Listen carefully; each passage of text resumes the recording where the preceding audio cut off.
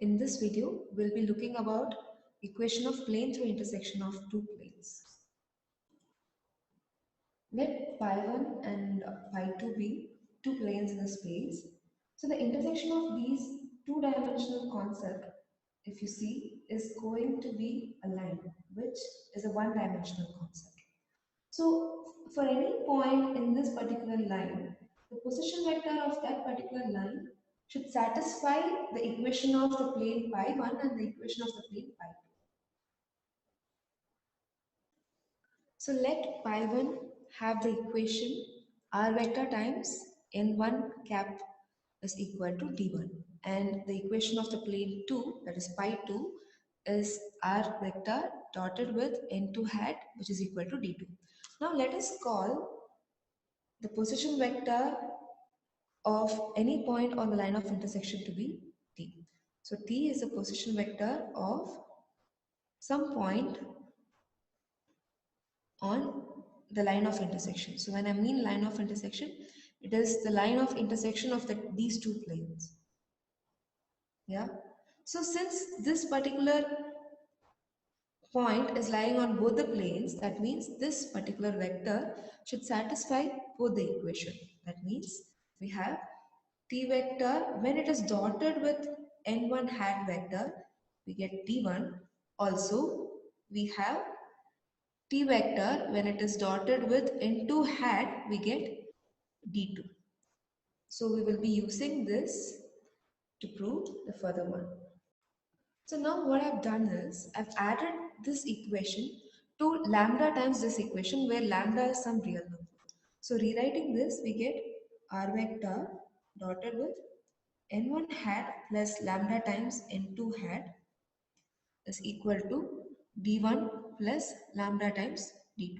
Now comparing this with the equation r vector dot n hat is equal to d.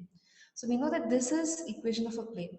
So comparing this and this is looking similar. So we can actually tell this also is a line, is also an equation of some plane. So let us call that plane to be pi 3. Right? So now rewriting the equation for pi 3, we have r vector dotted with n1 hat plus lambda times n2 hat minus d1 minus lambda times d2 is equal to 0. Now this r vector is the position vector of some point which is lying on this particular plane. Now let us consider the t vector. So t vector is the position vector of a point in the line of intersection. That means this particular position vector has a point in both the plane pi1 and pi2. Now let's try to substitute this t vector in this pi3 equation, in the equation 1. So we have t vector dotted with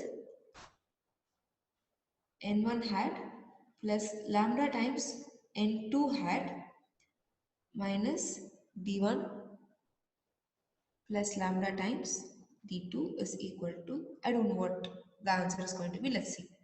Now dotting it again, distributing it over the dot.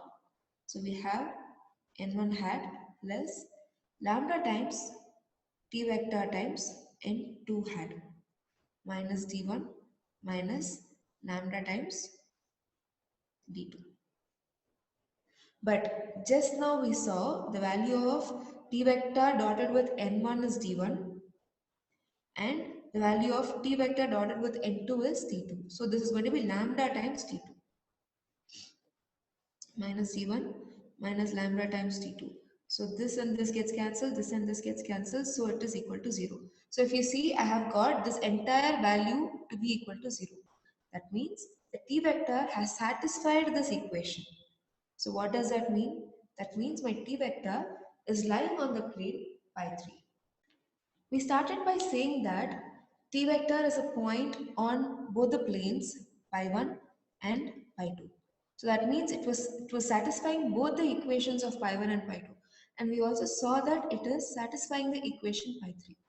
So that means all the three planes are having this as a common point.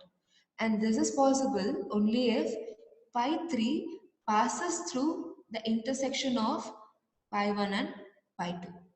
So that means the equation which we have obtained for pi 3 by adding the equation of pi 1 and lambda times pi 2 is nothing but the equation of pi 3, and that particular plane is passing through the intersection of this and this. That is, this plane passes through the intersection of line of intersection of these two planes.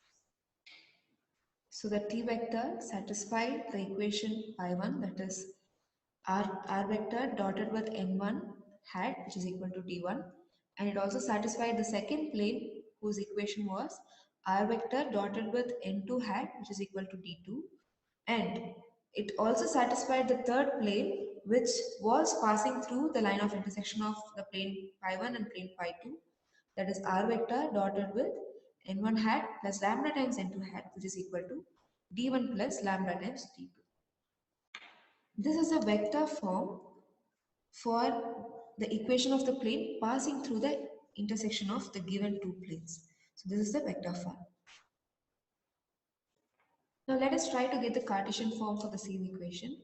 So we know n1 hat is a1i plus b1j plus c1k, and n2 hat is a2i plus b2j plus c2k.